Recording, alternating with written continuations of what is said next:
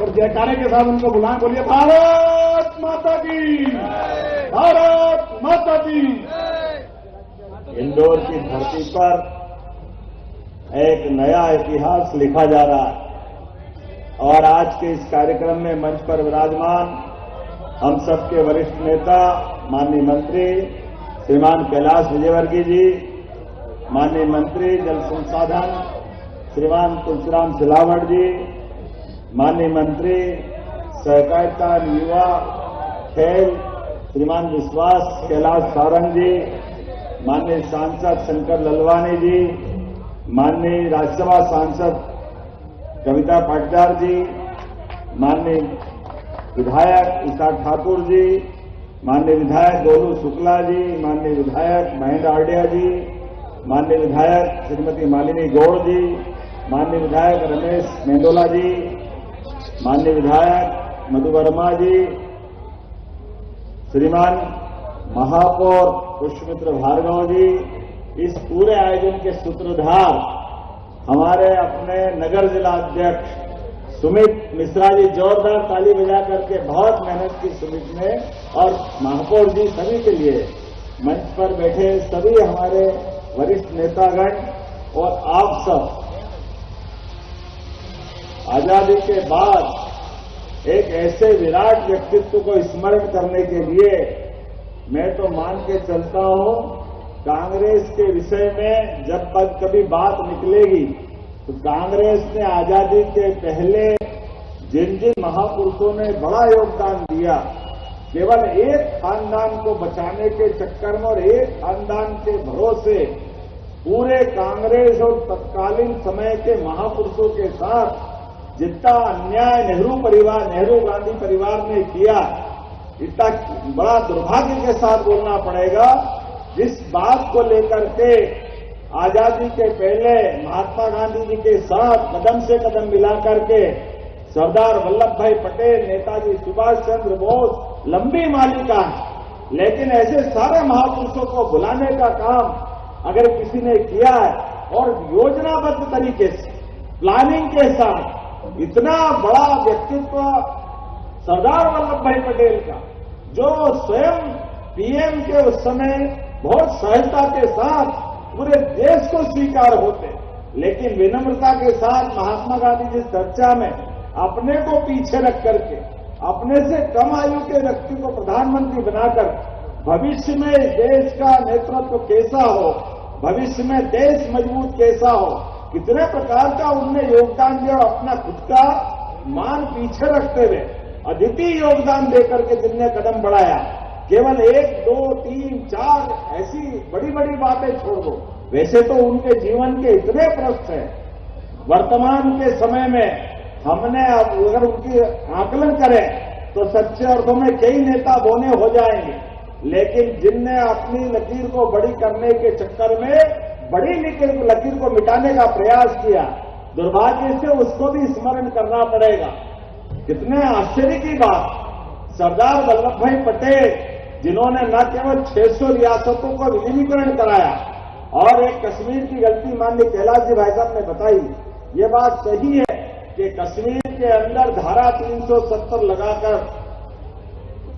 एक रियासत को अकेले प्रधानमंत्री तत्कालीन नेहरू जी ने अपने पास उसका निराकरण करने का मसला रखा, लेकिन उसके अंदर जो छोड़ी गई गलतियों का परिणाम देश कैसे भुगतता है।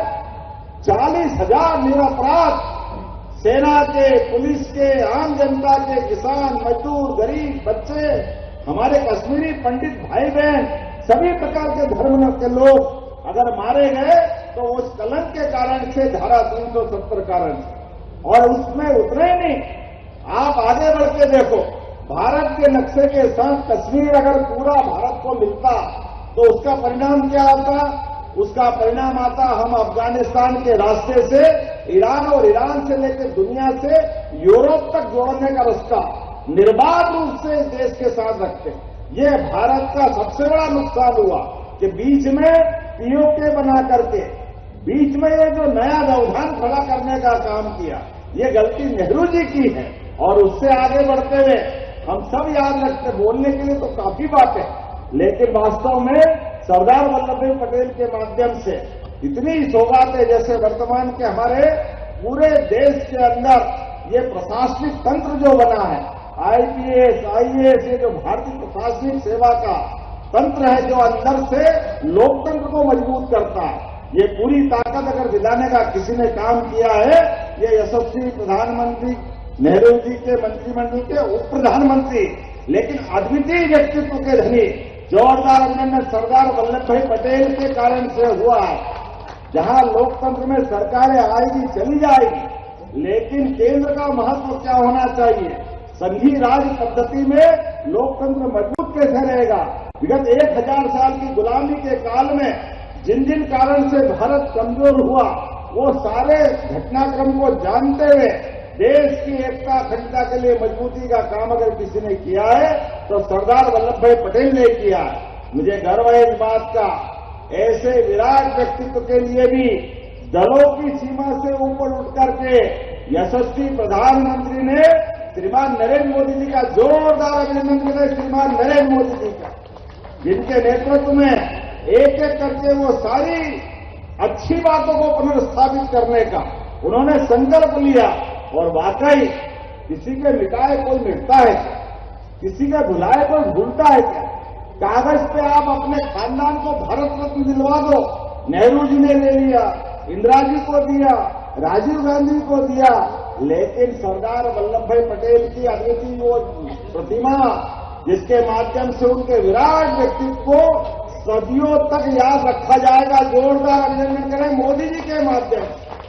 और प्रतिमा बनाने के लिए भी घर घर से व्यक्तिगत रूप से जिसके पास जो धातु का टुकड़ा वो कलेक्शन करते हुए पूरे समाज का योगदान दिलाते हैं। और केवल एक विशाल प्रतिमा नहीं, उस प्रतिमा में आत्मा भरने के लिए पूरे देश में स्पर्धन करते हुए जिस प्रकार से जब भी मौका मिलता है सरदार वल्लभ भाई पटेल को स्मरण कराने का ये अद्वितीय जो प्रयास हुआ है हमारे लिए, ये भारत माता ये केवल भूमि का टुकड़ा नहीं है, ये भारत भूमि है, ये पुण्य भूमि है, और ये सस्य श्यामला साक्षात जगदम्बा, और ये जीवंत है।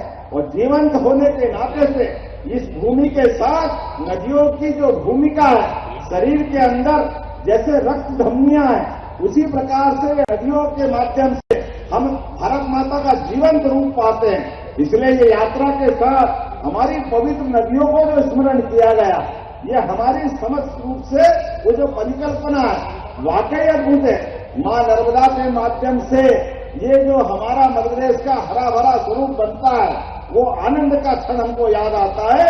ऐसे में हमारी पुण्य भूमि नागपुर, बाबा साहब अम्बेडकर से नागपुर का संबंध है।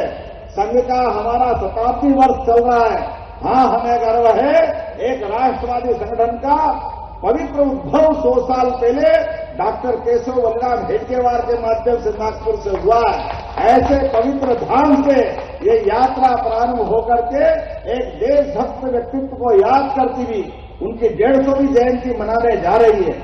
आइए हम सब सभी यात्रियों का मध्य प्रदेश सरकार की ओर से मैं आपका वंदन करता हूं, अभिनंदन करता हूं। और आपके अंदर वो जो पवित्र संकल्प है, आपके माध्यम से पूरा देश उस संकल्प को दोहराएगा कि दुनिया की कोई भी ताकत भारत के तरफ गलत निगाह से देख नहीं सकेगी। इस देश की युवा पीढ़ी ऐसे महापुरुष को सदैव याद करती रहेगी। ऐसे संकल्प के साथ बढ़ने वाली यात्रा और थामा हुआ तिरंगा, ये योग्य नेतृत्व प्रधानमंत्री नरेंद्र मोदी के नेतृत्व में दुनिया के सामने भारत जिस रूप से दिखाई दे रहा है, सच्चे अर्थों में ये हम सबके लिए स्वर्णिम समय है, हमारे लिए गर्व करने का मौका है। और हम उसके लक्षण भी दिखाई दे रहे हैं कदम कदम पर। कोई भी देश के साथ कोई भी मामला आता है तो देश प्रथम, इसका उदाहरण अरुणाचल के माध्यम से हमने कल भी देखा, और पाकिस्तान को घर में घुस के मारते हुए भी भारत की सेना को देखा। हमें इस बात का गर्व है। आइए हम सब मिलकर के इस यात्रा और यात्रियों का स्वागत करें, अभिनंदन करें। मेरी अपनी ओर से बोले, सरदार वल्लभ भाई पटेल अमर रहे, सरदार वल्लभ भाई पटेल अमर रहे, भारत माता की, भारत माता की। बहुत बहुत धन्यवाद। भारत माता की जय। धन्यवाद आदरणीय मुख्यमंत्री जी। आज की हमारी यूनिटी मार्च की यादों को हमारे मन मस्तिष्क में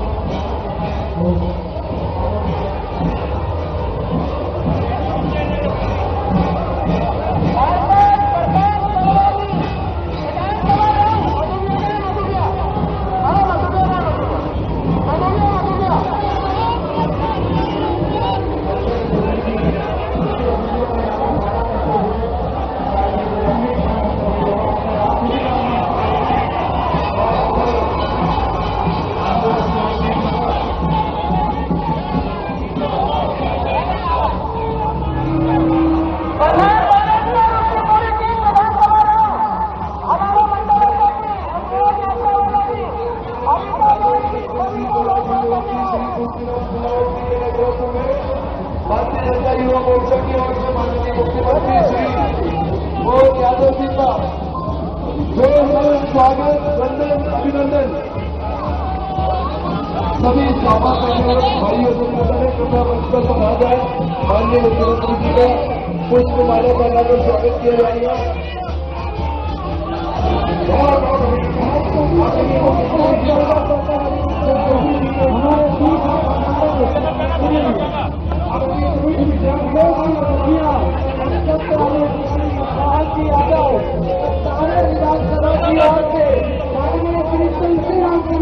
की ओर से बहुत बहुत स्वागत करता अभिनंदन है। हमारे प्रदेश के मुखिया श्री मोहन यादव जी यूनिटी मार्च का बहुत बहुत स्वागत करता अभिनंदन है। ग्रामीण विधानसभा